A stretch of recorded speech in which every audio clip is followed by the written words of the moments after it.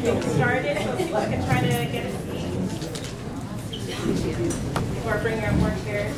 I just want to say, first off, we have Doug here who's reporting. He's only recording what's happening up front and not the rest of the discussion or the rest of the room, just so people know that. Just first off, welcome to everyone here to tonight's meeting, June Deferred Victims of Police Violence Speak Out. My name is Akuna. I'm a member of the International Socialist Organization here in Boston. And we are a revolutionary organization that sees capitalism as the root of racism and all forms of oppression and inequality in the society. And we look to the struggles of the oppressed to fight those institutions in the here and now, with a vision of ultimately ending all oppression and inequality with the end of capitalism. Tonight's panel here is a means to put forward the marginalized voices of those who have been victimized by police. For those who have had to fight on their own to get to some justice in their individual cases. And the panel is also not an attempt to make a contribution to a movement we want to see in this city that will bring justice not just for these families, but also for others who are facing the same. To put this panel in context, I think it's important to think about the Trayvon Martin case, which really touched a nerve throughout Black America and created a new situation in which we're having this discussion tonight. The length of time that it took for George Zimmerman to be arrested, the fact that we actually had to protest in order to make sure that he was arrested, his acquittal, the trial itself, the media attack on Trayvon Martin and his family, family and friends, put on national display the daily reality for Black people, in which we're told that our lives don't matter. And it also put for a national audience to see the depths of racism throughout every corner of American society. That was the basis upon which people came out across the country. There was an outpouring to demand justice for Trayvon Martin and for the Trayvon Martins across the country and in our communities. And it's that outpouring, that protest, that has begun to change the landscape in which we discuss racism. And of course, we've seen small victories around stop and frisk, where the Supreme Court in New York has decided that legalized racial profiling is not constitutional. We hope that this is a moment in which the seeds of a new civil rights movement are being laid. And in light of that, we encourage people to participate in the 50th anniversary of the 1963 March on Washington, and see it as an opportunity to continue to link our atomized struggles and our local struggles to hopefully a budding and emerging national movement for racial justice. So with that, I want to introduce the people who are speaking tonight. Before I introduce the panel itself, I also want to recognize Carla Sheffield, who is the mother of Burrell, Ramsey White. He's a young man, he's 26 years old, and he was murdered last year by the Boston police. And she is here today, and I just want people to support her in her struggle for justice for her son. So.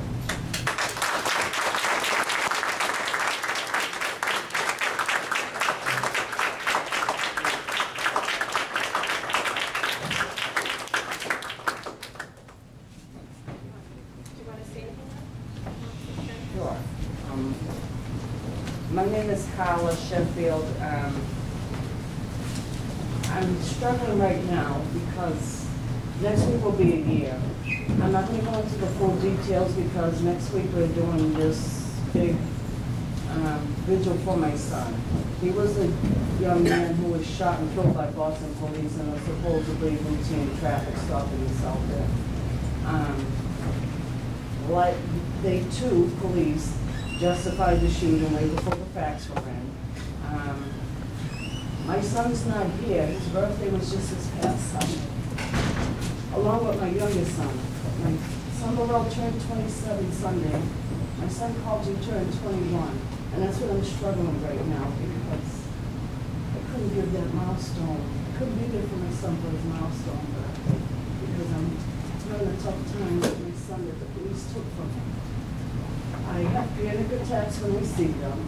I work in the court, so I'm around police all the time. I give crap all the time. Now, when a politician reached out to me, the church pulled herself away from me. I had to literally go knocking on doors, on different church doors to find a place to bury my baby. It'll be a year next week. I don't know the officer's name, but A.B. Lord's case was solved and he's in court right now. They know the officer that shot my son. Why I don't know his name is beyond me, but next week is when my fight begins, and I'm asking everybody to support me in that.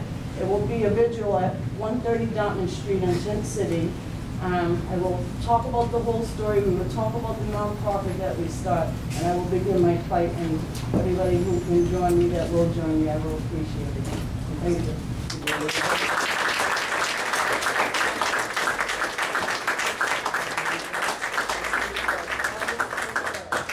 6 to 8:30. Thank you for that.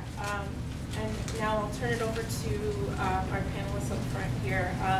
We have Wayne Dozier, who is the grandfather of DJ Henry. He's a young man who was a Pace University student who was shot by Westchester County Police in New York in 2010. Wayne will be followed by Anwar Luckman, who was chased and brutalized by the Brookline police a couple months ago in May this year. So with that, I'll hand it over to Wayne. Thank you. Thank you all for even allowing me to be here today, and I appreciate it. And I appreciate ISO for conducting this public forum. A lot of folks, can you hear me? A lot of folks may not know DJ's case, so I'll just briefly go through it and then give you an update. DJ was on October 16th, 2010. He played what would be his last football game up in Westchester County, New York, Pace University student.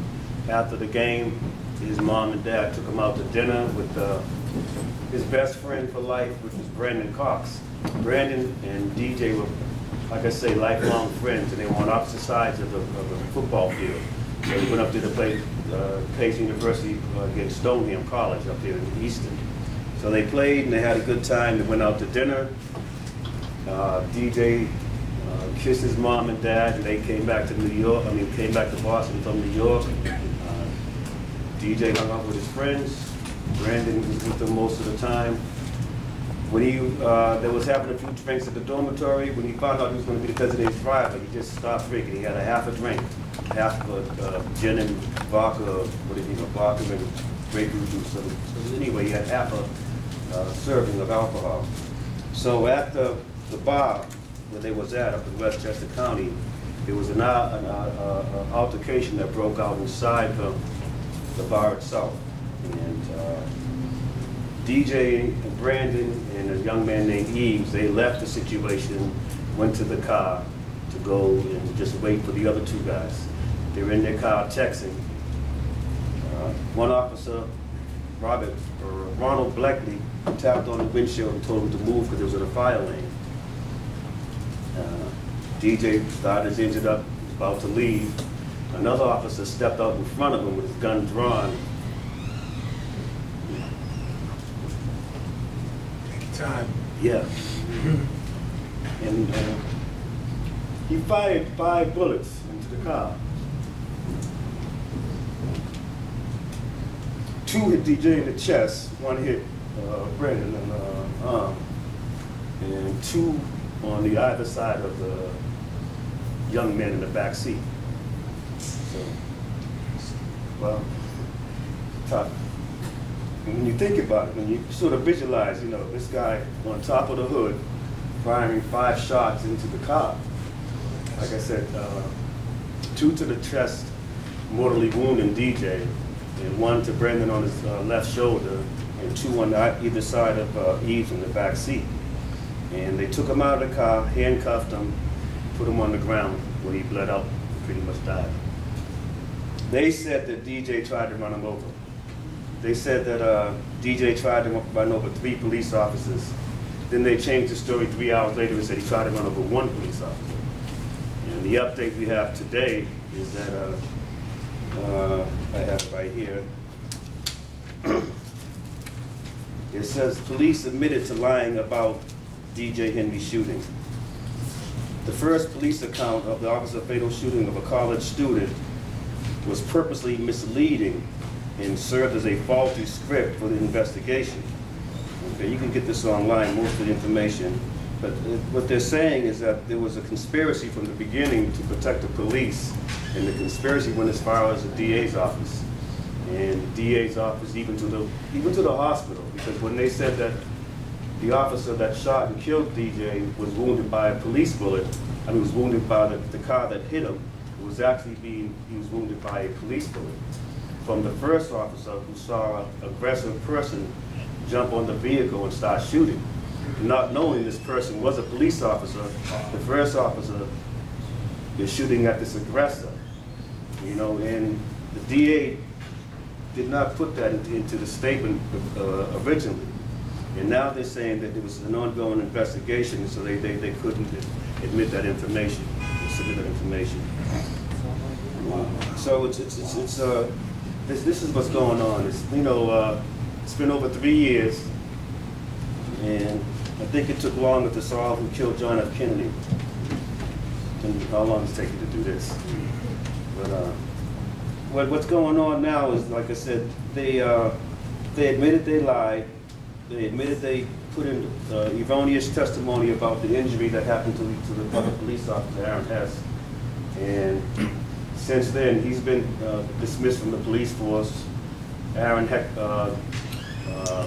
Robert Beckley retired, and the police chief is also retired from Mount Pleasantville. But the conspiracy is just so deep and it's so wide. It just shows just how deep we have an issue here with police brutality. I'm wearing a button here also of Ramsey Graham. Ramsey Graham was a young man, 18 years old, who was shot and killed in New York. They said he had a weapon. And the police, you can probably catch the videos on the internet where they surrounded the house and tried to kick in the door. And then another tenant let them in. And they went upstairs and they shot and killed Ramsey Graham in front of his grandmother and his 6-year-old brother. So these are some of the incidences that we're dealing with as far as when it comes to police brutality in the black and brown community. I'm sure all of us are well aware of that, because that's why we're here. And I guess the statements that's being made tonight is what we're going to do about it. And this is a good start right here. I also just when you want to bring it home, you got to bring it home. We was in New York last year. I want to pass this around, and this is the number of some police murders by young men, from police that have been killed by young men, and it goes all the way up to Harlem, New York, Westchester, New York County. It's just all over New York. New York has the second highest rate of homicides by police. They had $550 million that they paid out in 1 year alone, 2011, against crimes committed by police. So it's just an ingrained thing that we have to work with. Finally, I just want to say that being in this family of families of people who've lost loved ones to violence of this sort, you know, you would never think of that. You know, you would never think that I would have to be going to a homegoing service for a young man that was killed by an individual that swore to serve and protect. So there's and it's not a conspiracy of sorts, because it's wide open. You know, and a lot of this killing is being supported by the judges and by the courts themselves. So there's incidents that have to be exposed, and they're not incidental incidents. I have a book here of hundreds, maybe thousands, of young Latinos and black men that's been killed by police, from Boston to California. You know, and some as young as 12 years old, and some as old as 61. And again, there's not been any retribution in the story. You know, the Ramali thing really hurts bad because of the fact that they indicted him, and then the police officer, and then they unindicted him on a technicality. You know, and I think you know that's just horrendous. That is horrendous. You know, and as Carla knows, we just spoke. You know, there's a pain that goes through your heart that sometimes you can endure and sometimes you can't. You know? I'll answer questions after the forum is done, but I just wanted people to know that with this meeting and with this dream deferred, we are suggesting that we do go to D.C. and march on Washington with a new cause. There's a new cause now, you know, and there are more black and Latino men in prison than there were men in slavery in 1850. So, you know, it's something that really has to be addressed, and we're going to have to do something about it. So this is a step. This is a step. I thank Akuna and Sophia and the rest of the crew for doing this right here. And we're going to bring attention to this, and we're going to stick together on this one. Thank you.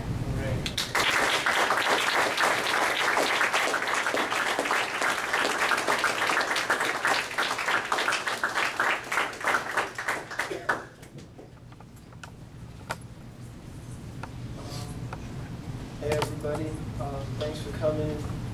Thank you to the ISO. Thank you for whoever's promised to use the space. My name is Anwar, and so pretty much Akuna asked me to come out and explain to you all what happened with me and May. And what happened was I was heading home from a friend's house about midnight, a little after midnight. And so back in May, I'm riding home from a friend's house on my bike. I work at a bike shop, so I got like a fancy bike for cheap, whatever. And so I'm riding this bike home, and I pass some cops, and I'm just like in my zone, cruising along, being loud. I got my music on, and my interaction with them, no more than me being vocal out loud in the street. Just me in a police car, and we pass. I see them turn a hard U-turn and just like gunning it towards me. So I don't want any part of police because my past transaction with the officers is just not as pleasant as I would like it to be. And so I just started going, and I got chased for a while. I eventually got cornered and almost knocked off by a cruiser. It was like the third cruiser that showed up. And I took a spill voluntarily so that I didn't get spilled by the cops. And got up and tried to get away. I got up and I'm off my bike, and I still tried to just like walk it and get on. And as I'm trying to get on, an officer jumps in front of me, and he's really like, I can feel that he's like nervous. And I'm the one who's hurt at this point. He goes, you know, stop, like don't go anywhere, blah, blah, or I'm gonna spray you.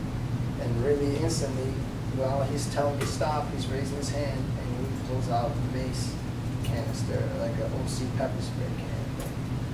And I'm like, whoa, and they start going loud. I'm like, hey man, like what are you doing? Why do I have to get sprayed? Why are you guys stopping me? And I'm getting pulled this way and that way, and my bike's gone. And I got tussled, and then I got sprayed once. And I was just like, moving around. These guys were just trying to wrestle me. It turned into 4 cops, and me just getting like tossed around. I got sprayed about 3 times. They finally like cuffed me super tight, like wrists were cut, bleeding. I was sitting on the curb for like an hour with the pepper spray on my face. Before anything can happen, they're like looking at my stuff, checking out my bike. They asked me about the bike. I told them it's mine, etc. I had a check from my job in my wallet with like, you know, the bike shop's name and everything. And eventually they're like, should we take him to the hospital, like a younger officer? My eyes are like shut, I can't even open them at all. And I'm hearing them talk about like whether or not they should take me to the hospital. One officer raises the question, an older gentleman says no, we're bringing him to booking. And I'm asking out loud, why am I going to booking? I'm asking them to take me to the hospital because I had contacts on at the time. Wow. And my eyes were searing. My face, it's all over my clothes and stuff. I'm banged up. And eventually they still took some more time, then they took me straight to booking, and that's the first time I got anything in terms of like water from my face and my eyes. And then I got like my contacts taken out and I got booked, and they pretty much charged me with traffic violations, crossing the double lines, not stopping. What? Not giving my information, not identifying myself, and I wasn't asked until after I got tussled up and sprayed, and resisting arrest. Disorderly? That's right. Yeah, and disorderly. Not a total disorderly, and that's That's how, you know. If you don't hit them with a car, you're whatever. shooting at them. Yeah, so Excuse for everything. I think it was me maybe even drawing a little attention to the cops, but even so, I know for a fact, God knows that I did not do anything to deserve what they brought to me. That's right. I was tough.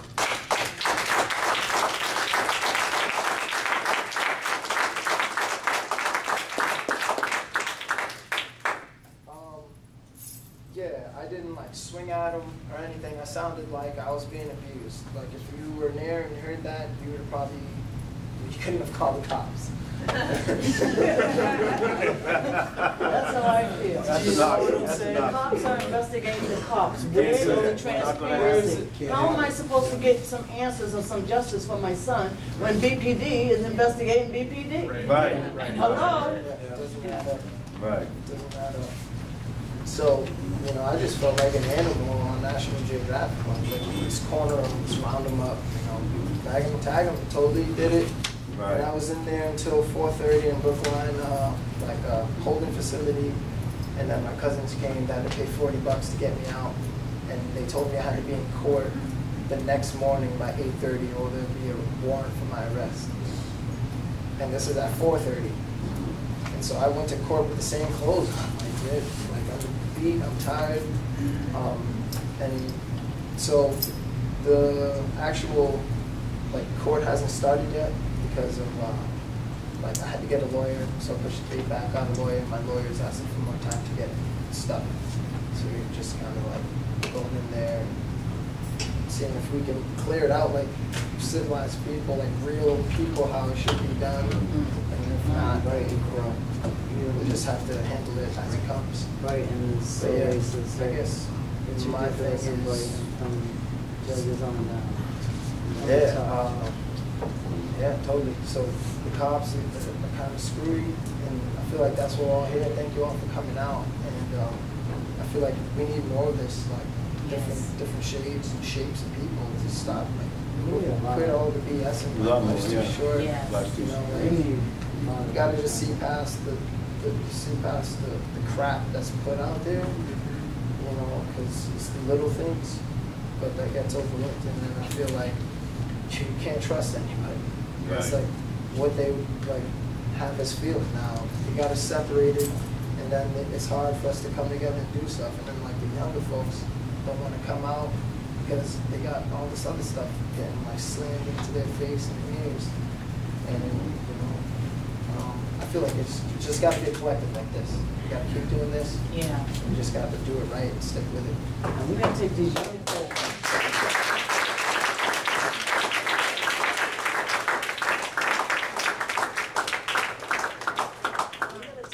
Black young folks out of their comfort zone because this is all they know. They need to get out of this